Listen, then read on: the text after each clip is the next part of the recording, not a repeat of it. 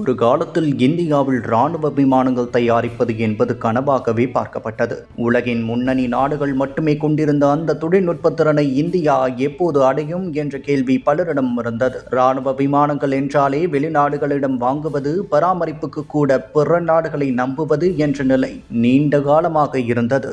ஆனால் பிரதமர் நரேந்திர மோடியின் தலைமையில் துவங்கப்பட்ட மேக் இன் இந்தியா மற்றும் ஆத்ம நிர்பர் பாரத் திட்டங்கள் அந்த நிலையை முற்றிலும் மாற்றின.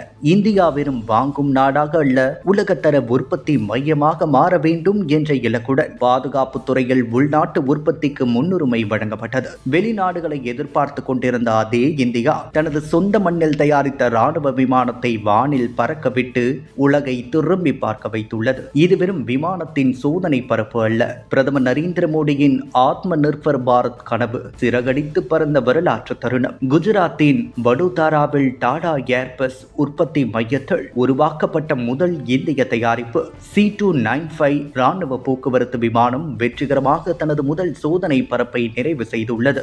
21,000 கோடி மதிப்பிலான இந்த மாபெரும் திட்டத்தின் கீழ் இந்திய விமானப்படைக்கு 56 C295 விமானங்கள் வழங்கப்பட உள்ளன. அதில் 40 விமானங்கள் இந்திய மண்ணிலேயே தயாரிக்கப்படுகின்றன. இந்திய தனியார் துறையால் தயாரிக்கப்படும் முதல் ராணுவ விமானம் என்ற பெருமையையும் இந்த திட்டம் பெற்றுள்ளது. 71 வீரர்களை சுமந்து செல்லும் திறன், எல்லை பகுதிகளில் துல்லியமான செயல்பாடு, மருத்துவ மீட்பு, பேரிடர் உதவி, ராணுவ தளவாட போக்குவரத்து என இந்திய பாதுகாப்பு துறையின் புதிய சக்தியாக C295 உருவெடுத்து வருகிறது. இந்தியாவில் முடியாது என்ற மனநிலையை உடைத்து இந்தியாவால் மட்டுமே முடியும் என்ற புதிய நம்பிக்கையை உருவாக்கியுள்ளார் மோடி. இன்று ஆயிரக்கணக்கான இந்திய பொறியாளர்கள், தொழில்நுட்ப வல்லுநர்கள், சிறு மற்றும் நடுத்தர தொழில் நிறுவனங்கள் இந்த திட்டத்தின் மூலம் உலகத்தரமான விமான உற்பத்தியில் பங்கேற்று வருகின்றன. பிரமோஸ் முதல் C295 வரை பாதுகாப்பு துறையில் இந்தியாவின் ஒவ்வொரு வெற்றியும் மோடியின் மேக் இன் இந்தியா பார்வையின் பலனாக மாறியுள்ளது. நேற்று விமானங்களை வாங்கினோம், இன்று விமானங்களை தயாரிக்கிறோம், நாளை உலக நாடுகளுக்கு வழங்கப் போகிறோம்.